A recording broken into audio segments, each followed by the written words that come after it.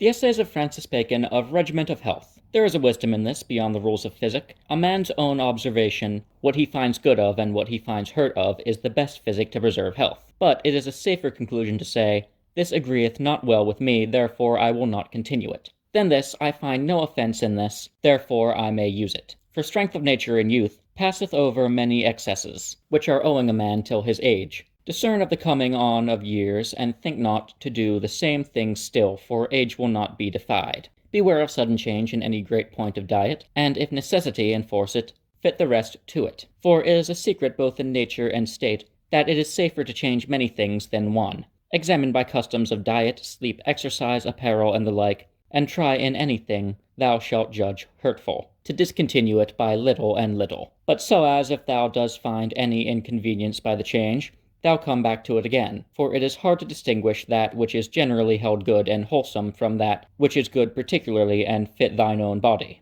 To be free-minded and cheerfully disposed at hours of meat and of sleep and of exercise is one of the best precepts of long-lasting.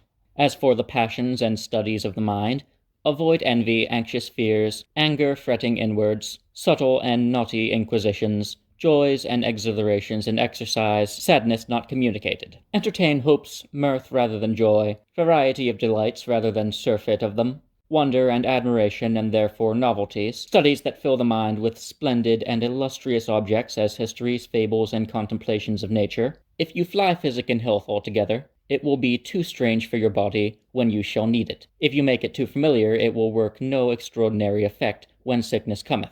I commend rather some diet for certain seasons than frequent use of physic, except it be grown into a custom. For those diets alter the body more, and trouble it less. Despise no new accident in your body, but ask opinion of it. In sickness respect health principally, and in health action. For those that put their bodies to endure in health may in most sicknesses, which are not very sharp, be cured only with diet and tendering. Celsus could never have spoken it as a physician, had he not been a wise man withal, when he giveth it for one of the great precepts of health and lasting, that a man do vary and interchange contraries, but with an inclination to the more benign extreme, use fasting and full eating, but rather full eating, watching and sleep, but rather sleep, sitting and exercise, but rather exercise, and the like. So shall nature be cherished and yet taught masteries. Some of them are so pleasing and comfortable to the humor of the patient, and they press not the true cure of the disease.